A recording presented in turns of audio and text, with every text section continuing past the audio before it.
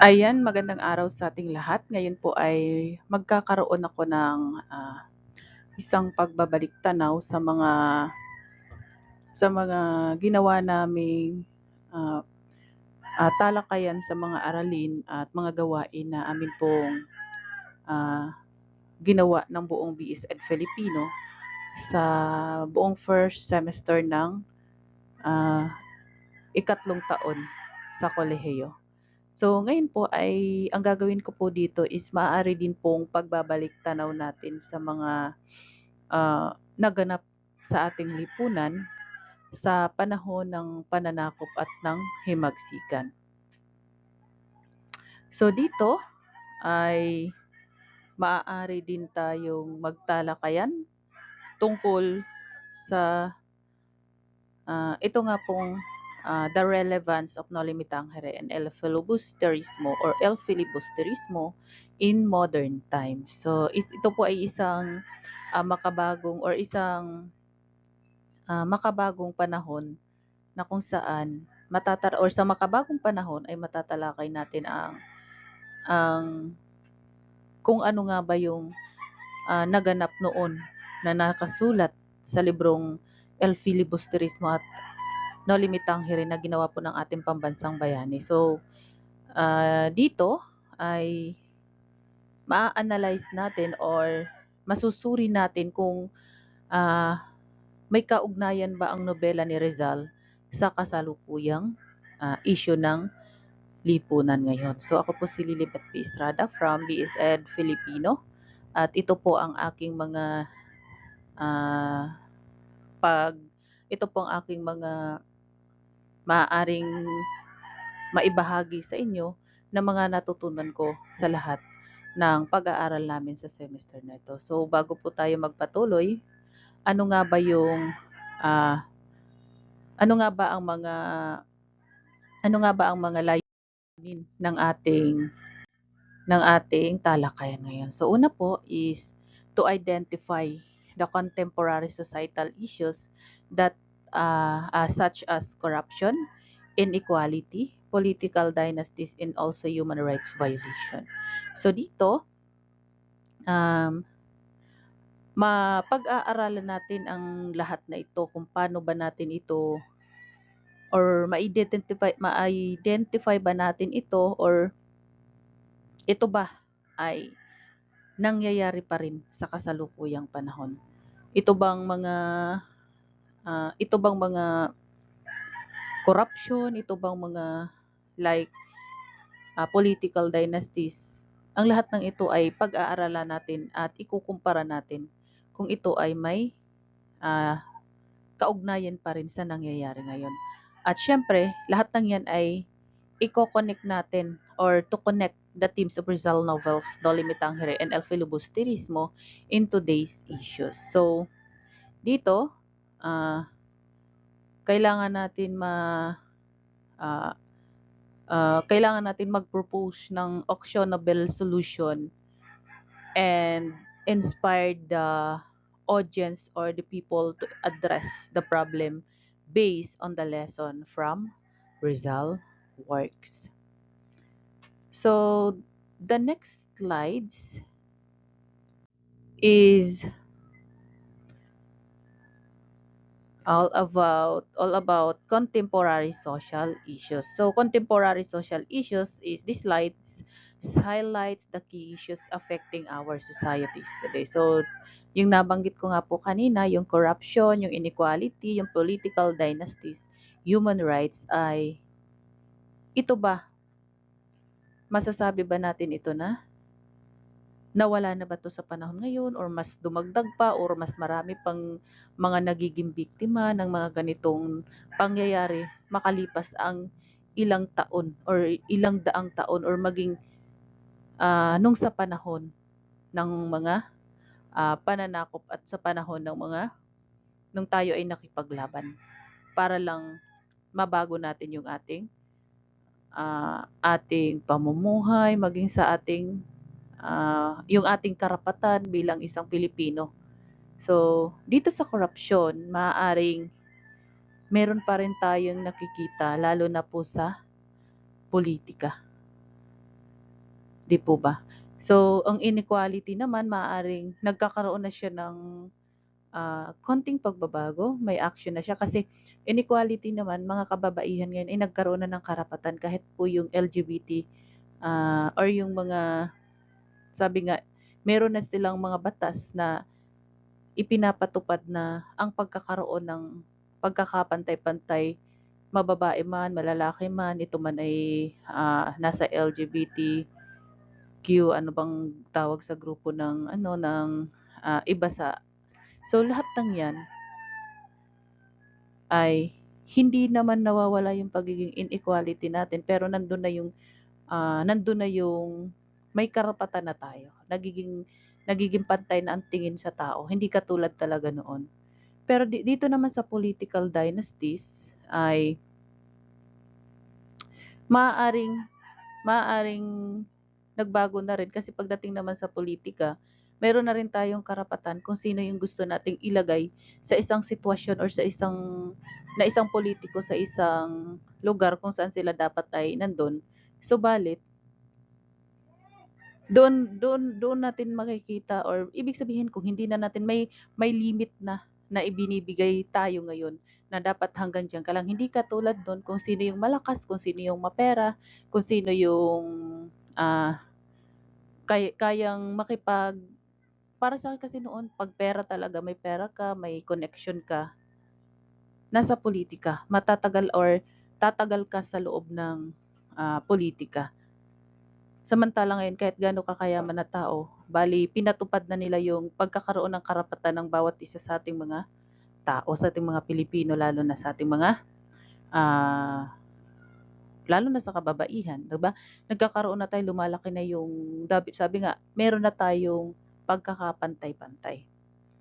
Dito naman po sa human right violation, sa karapatang pantao, sabi ko nga, lagi kong binabanggit kanina na lahat ng ito, maliban na lamang siguro sa korupsyon, ay may pagbabago na. Kasi ang korupsyon noon talagang malala. Pero ngayon hindi ko rin masasabing nawala na ito. So yun yung mga contemporary, yung mga issue sa lipunan na nangyari noon maging sa ngayon. So dito naman sa susunod ay ang kaugnayan ng nobela sa contemporary issue. So ano ba yung connection of novels to modern issues? So in No Limit Tangere, base sa pagkakaintindi ko, sabi ko nga yung corruption na pagiging corrupt ni Padre Damaso ay talaga naman kung sabi nga ko 'pag nabasa natin yung librong No Limit Tangere ay siguro kapag nandun ka na sa mga ikatlong kabanata, or 4 hanggang 5, kasi nung nabasa ko 'to, nung sineryoso ko siyang basahin, talagang nakakaasar or sabi nga nakakainit ng ulo yung tauhan or yung pagkatao dito ni Padre Damaso. So masasabi natin na siya ang pangunahing tauhan sa libro na kung saan siya yung pangunahing or siya yung nangunguna sa pagiging kurap na tao. Okay? Kasi ito naman po si Kapitan Tiago, um, masasabi ko siya na 50-50. Para lang sa akin to 50-50. Bakit? Kasi nung nabasa ko si Kapitan Tiago, nung time na nabasa ko ang kanyang pagkatao o yung kanyang role dito sa libro ni Noli Me Tangere, ang pagkakakilala ko dito sa kanya ay isa siyang taong matulungin, babait, ah, marunong makisama, nakikisalamuha maging sa kahit hindi gano'n kataas ang posisyon sa buhay. Kahit mas mababa sa kanya yung tao, marunong siyang makisama, marunong siyang makihalubilo. Yun ang nakikita ko kay Kapitan Tiago. Pero nandun din yung sabi nga, nakikisama siya sa kahit sino. So ibig sabihin kumakapit siya sa kahit sinong puwedeng kapitan, kaya masasabi mo na parang sunod sa ano lang siya, para siyang isang tubig sa ilog na sumusunod na lang siya sa daloy ng tubig or sa daloy sa agos ng tubig. Ibig sabihin, um, Hindi mo siya masasabing 100% na katulad ni Padre Damaso nandun yung pagiging korap. Ngunit dahil kumakapit siya sa tao or sa taong korap, masasabi, di ba, ngayon pag i-connect natin yung ganyang mga tao, pag nakikita natin ng isang politiko halimbawa, ay napakabait na tao niyan. Ay, yun si Kapitan, ang bait niyan. Pero kapag nalaman natin or nalaman natin na nandun siya sa part na kasama niya yung isang taong korap, alam natin na isang korap, nakaano siya doon, nakakapit siya, nandun siya nakalinyada sa panahon ngayon. So masasabi na rin ng ibang tao na kahit alam natin yung pakikisama niya, nandun lahat-lahat, alam natin, masasabi pa rin ng ibang tao na isa din siyang korap. Bakit? Kasi nga, mga kasama niya, alam niyo kasi sa panahon na yun, magiging sa pagiging literal or sa pagiging common sense na lang kasi ng isang tao. Kapag ikaw ay nasa politiko, ang tawag talaga sa'yo ay isang korap. Di po ba? Kaya nga po, hindi naman po sa sinasabi ko lahat talaga is corrupt kasi hindi naman natin alam kung ano ba ang nangyayari sa loob ng politika. Kasi siguro alam to ng ibang nasa politika. Pero para sa akin kasi, isa akong normal lang na tao, isang botante lang, bumuboto lang sa taong alam ko kung ano yung nakikita kong tama. Pero sa ibang tao, kapag ikaw ay isang nasa politiko, parang nakasanayan or naiisip na ng iba na ikaw ay isang corrupt din. Kasi para sa akin, hindi naman sa pangalan, naririnig ko rin na, bakit ka kumakapit dyan? Bakit ka nakikipaglaban dyan? Bakit ka naglalabas ng pera kung wala ka namang nakukuha? Di po ba? Yun yung pagkakaintindi ko. So ito po ay base lang po sa pagkakaintindi ko. So dito naman po sa pagiging desire of reform or yung tinatawag natin na yung paghahangad ng pagbabago na tulad ng ginawa ni Ibarra. So kapag i-connect natin siya sa Nobel noon at ito ba ay nagagawa pa rin ba sa issue ngayon? Siguro masasabi ko sa 1,000 tao, swerte na po kung may isa nagagawa nito. Hindi ko po sinasabi na ang paghahangad ng pagbabago ay wala tayo. Kasi lahat tayo, lahat ng tao, kahit sino, ay naghahangad po ng pagbabago.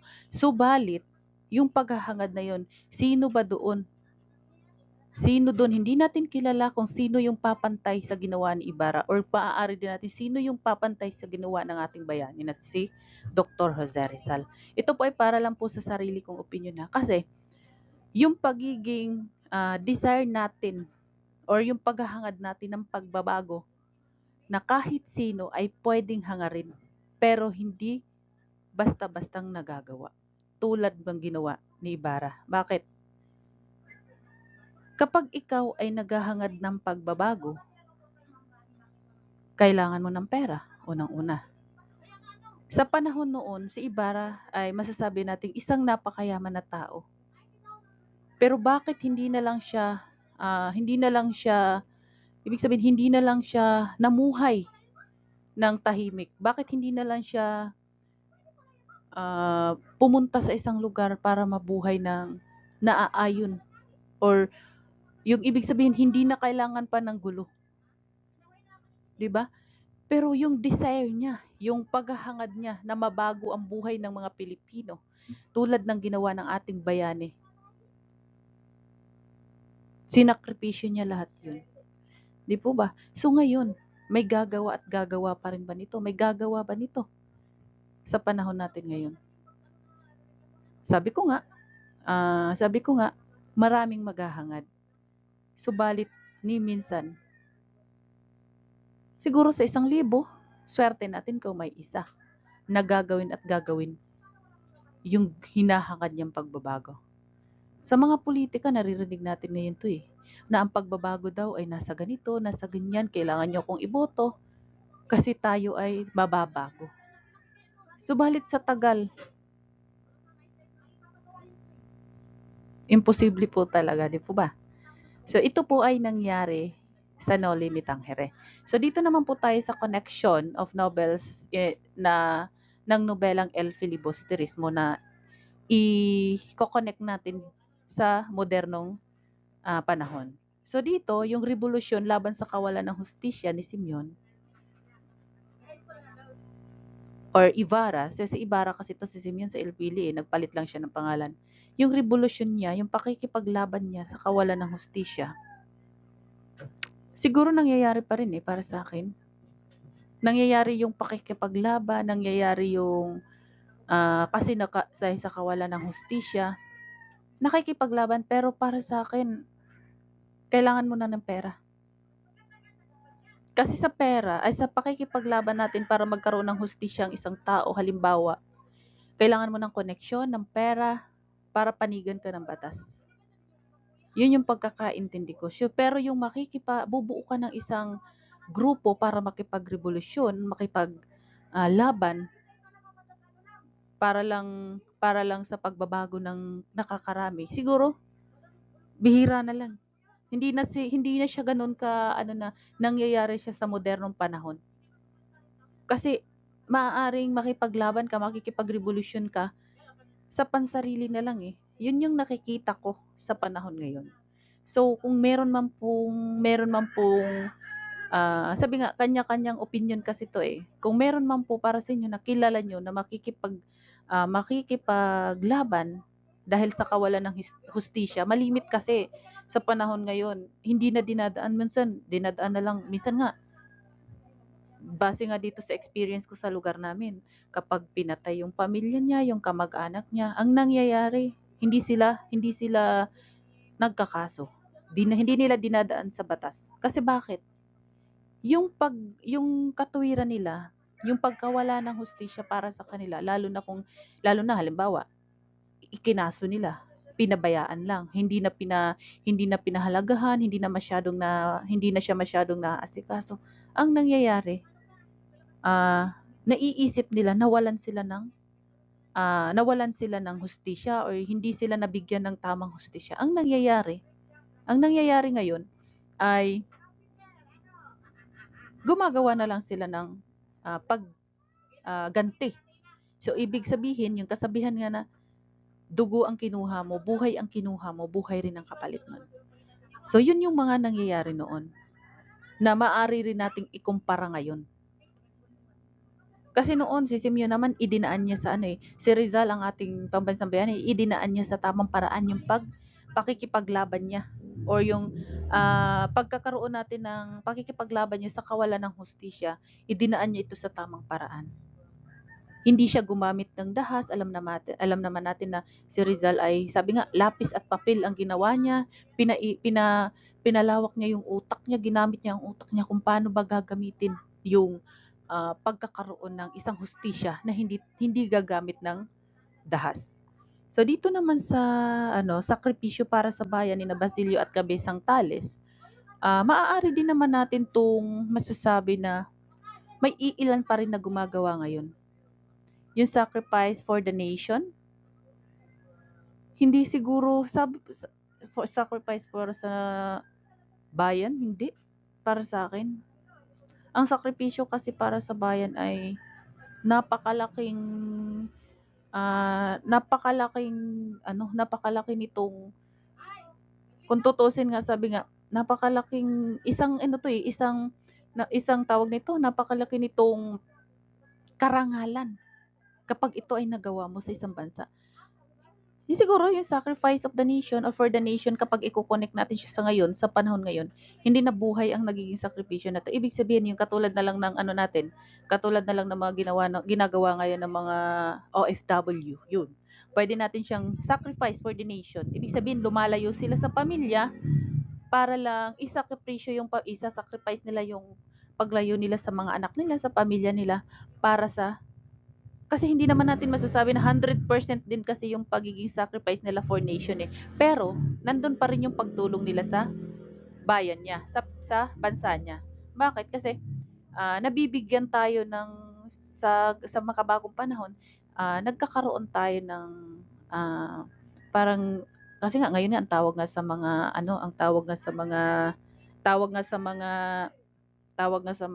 OFW is makabagong bayani kung tawagin, di po ba? So, yung sacrifice for the nation, kung kapag sinasabi naman natin siya sa isang tunay na labanan, kung ikukumpara natin yung ginawa ni Basilio at Cabezang Tales dati, i-connect natin siya sa ngayon, hindi na po ganun 100% na kaparehas siya nung una at ngayon. So, yun lang po yung nakikita ko. So, next is itong mga aral mula kay Rizal.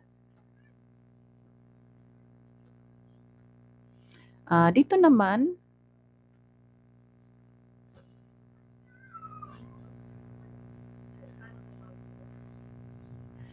sa mga aral ni Rizal, sabi nga dito, ang edukasyon bilang pundasyon ng pagbabago, education as the foundation of change. So, naniniwala naman tayo dito noong panahon ni Rizal kasi napakahalaga sa isang tao or sa isang individual kapag ikaw ay nakapag-aral.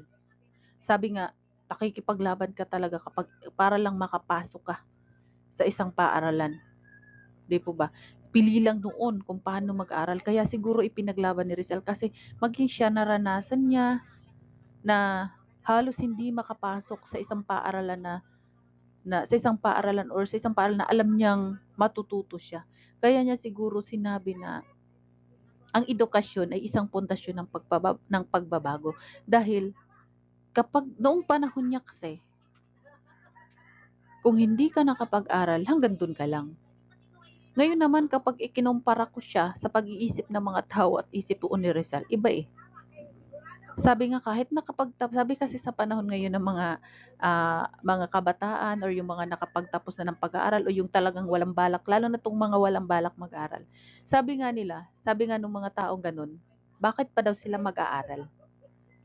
Pagtapos naman daw ng pag-aaral, ay hindi rin sila nakakapagtrabaho. Sabi nga, kahit gaano kataas daw, sa panahon ngayon to, kahit gaano kataas ang natapos mong pag-aaral or tinapos mo na edukasyon, kung wala kang backer, hindi ka rin daw makakapagtrabaho. So tama naman. Yun yung pagkakaiba noon at ngayon. Ngayon kasi, experience ang kinakailangan, lalo na dito sa Pilipinas hindi na yung edukasyon. Kahit pa nga, sabi nga, kahit nga gaano kataas yung pinag-aralan mo, or kahit naka-graduate ka man sa magandang school, kung ikaw ay walang backer, hindi ka pa rin makakapagtrabaho agad. Yun yung nais iparating ni Rizal na ang edukasyon as the foundation of change. Pwede naman siya maging, pwede naman siya, maaari talaga siya na siya yung pundasyon natin sa pagbabago. Kasi iba talaga ang tingin ng mga Pilipino kapag ikaw ay nakapag-aral. Tulad ko, sa buhay ko ngayon, isang ina na ako. Pangarap ko talaga makapag-aral. Noon kapag nag-a-apply ako ng trabaho, walang halos tumatanggap hanggang level ka lang na ganito kasi high school ka lang. Pero once na nakapag-college ka, nakatapos ka ng pag-aaral, kahit hindi ka magtrabaho, kapag alam nilang tapos ka, nakapag-college ka, iba yung pakiramdam. Yun yung base sa aking experience. So, kaya ang edukasyon is the foundation of change. Pwede nga siyang pundasyon siya para sa pagbabago. Hindi naman as in mababago yung buong buhay mo. Kundi mababago sa panahon ngayon kasi, mababago yung tingin sa iyo ng tao. Yan. So dito naman po sa unity as the key to societal improvement. Unity. Yung aral ni Rizal na ito ay 50-50 na rin kung maituturing ko eh. Sa sarili ko lang tong opinion yung pagkakaisa para sa maayos na lipunan. Kahit kasi bakit ko nasabing 50-50? Kasi maging sa politika ngayon, yung nasa panunungkulan sa panahon ngayon, hindi magkasundo. Laging nag-aaway, laging may bardagulan, laging nasa harapan ng Senado, nasa harapan ng Kongreso para lang makipaglaban. Paano mo masasabi yung unity? Paano mo masasabi yung pagkakaisa?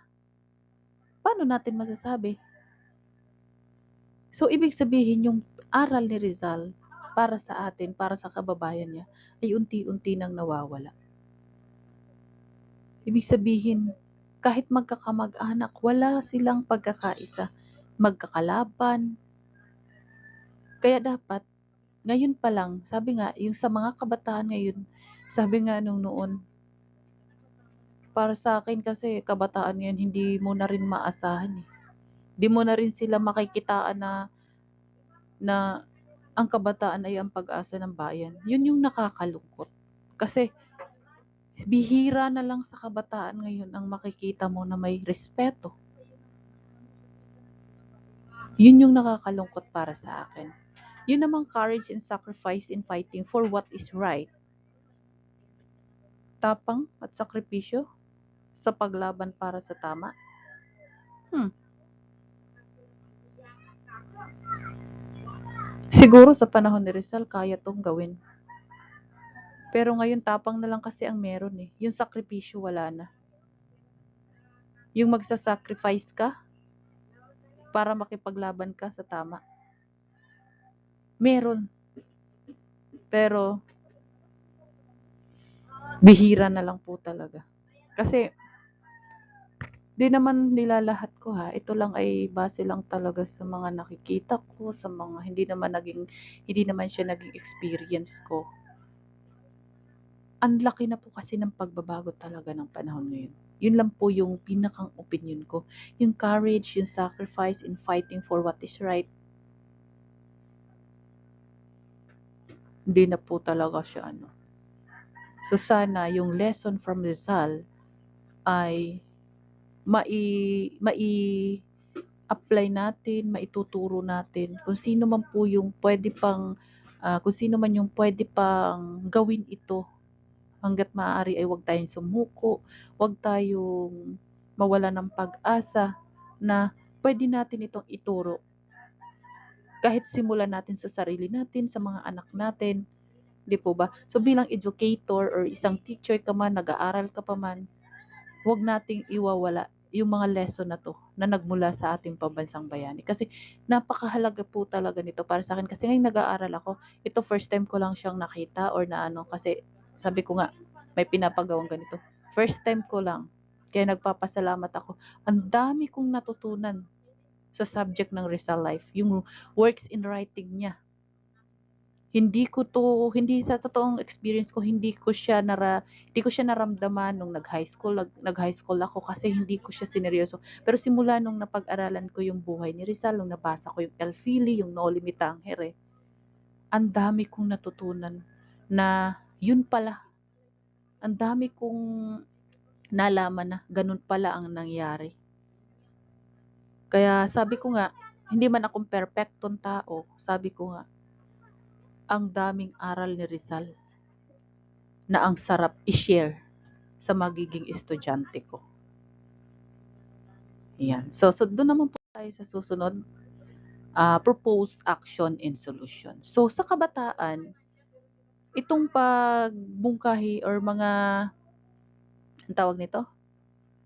Itong mungkahi at gawain, kailangan mag-propose tayo ng action and solution. So dito, para sa kabataan, maaaring ang mga kabataan ay maaaring mag-aral ng mabuti at ibahagi yung natutunan. So ako, hindi ko naman masasabi na isa na akong nasa part ng papuntang ano, pwede ko pa rin sabihin na nasa part pa rin ako ng kabataan. Kasi sabi ko nga, sabi nga dito, for the youth, study lightly and share knowledge. So ito yung paraan ko ngayon tulad nito, yung sarili kong mga experience, yung sarili kong mga nangyari sa akin, yung naramdaman ko, yung nung pinag-aaralan ko tong buhay ni Rizal, nung pinag-aaralan ko tong Noli at El Pili. So, dito pwede na rin siyang ito tulad nitong ginagawa ko ngayon, pwede ko na rin siyang masasabi na shinare ko yung kung ano yung knowledge na nakuha ko, kung ano yung mga natutunan ko sa oras na 'to bilang estudyante. So dito be active in addressing societal issues. So dito maging aktibo sa mga isyung panlipunan. Nagiging active po talaga ako bilang estudyante, bilang nanay, bilang mamamayan. Pagdating po talaga sa mga issue ng panlipunan. Kaya medyo parang hindi naman sinasabi ko na alam ko ang lahat. Mas naiintindihan ko ngayon kung ano ba ang mga nangyayari sa issue ng lipunan natin. So, ito nagagawa ko. So, dito naman sa society, enforce just law. So, dapat magpatupad ng mga batas para sa katarungan. So lagi naman ito, nangyayari naman ito ngayon for society. So noon, bihira lang siyang nagagawa. Dito naman sa support the marginalized or suportahan ang mga nangangailangan,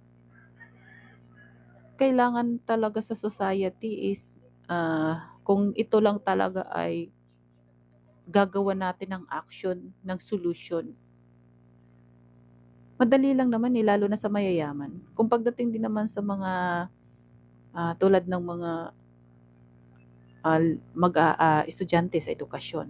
Napaka-importante po 'di ba ng edukasyon bilang isang mamamayan, bilang isang nanay. Para sa akin, napaka-importante po ng edukasyon para sa akin.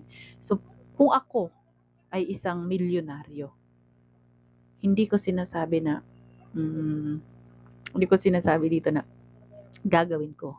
Kung para lang sa akin, kung ako ay isang may pera at alam ko na kaya kong tumulong, tutulong ako. Hindi ibig sabihin na ibibigay ko na lang yung kayamanan ko para lang makatulong. Meron po tayong mga paraan para makatulong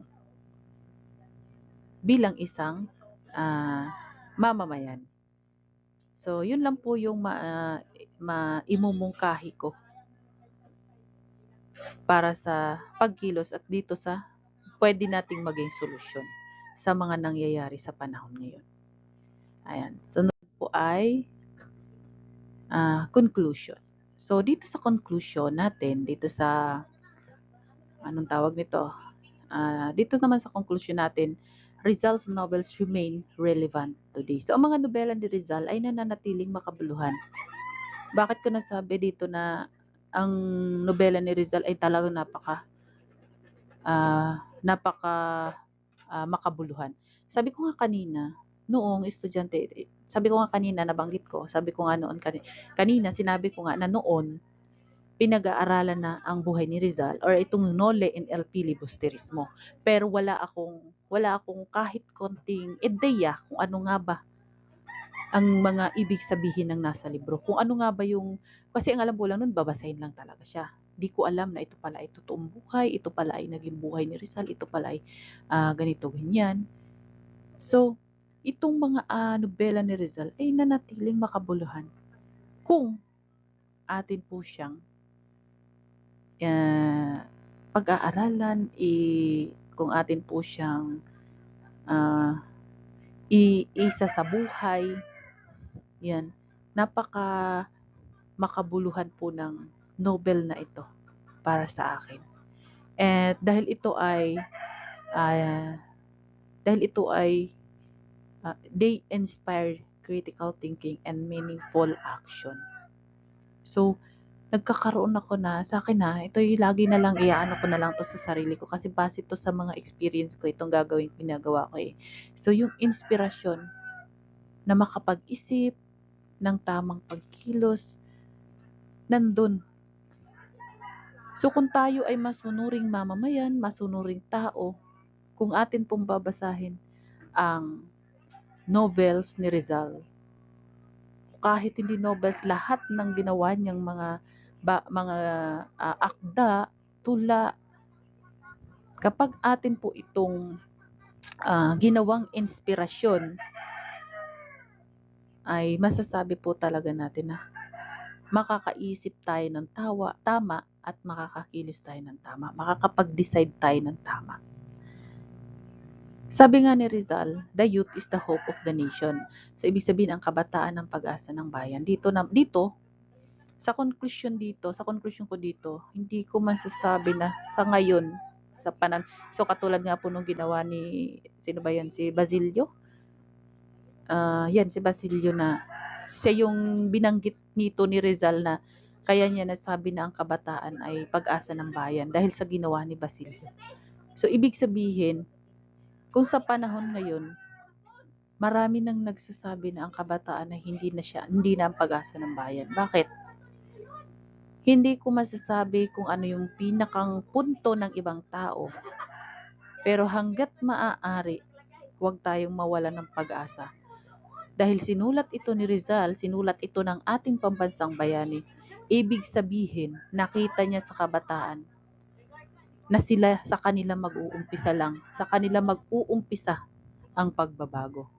Ang kailangan lang nating gawin ay i-guide sila para sa pagbabago na yun, na makita nila yung pagbabago na yun. Yun lang po yung pinaka paraan natin bilang magulang, bilang mamamayan. Ayan. So, dito naman po tayo sa pabaong panawagan. So, final call to action. So, continue learning and exploring. Be part of the change. Live the lesson of history. So, huwag tayong tumigil sa pag-aaral at pagtuklas. Kahit pa tayo matanda na, kahit pa tayo tapos na sa pag-aaral. Sabi nga, kahit tayo gumraduate na ng elementary, ng high school, ng kolehiyo, huwag po tayong tumigil. Maaari pa rin tayong tumuklas kahit nga hindi tayo nag-aaral, maaari tayong tumuklas ng mga bagay-bagay na alam nating nakakabuti sa bawat isa natin. At maging dapat lagi po tayong part ng pagbabago. At sana magawa natin yun sa sarili natin. Ako hindi ko masasabi na may pagbabago para sa lipunan ng lahat ng ginagawa ko. Pero hangga't kaya, kung ano yung kaya mong gawin na alam mong makakabago, makakapagbago sa iyo, sa sarili mo, sa pamilya mo, sa paligid mo, sa lipunan, hangga't kaya mong gawin yun, maging part ka ng pagbabago na yun.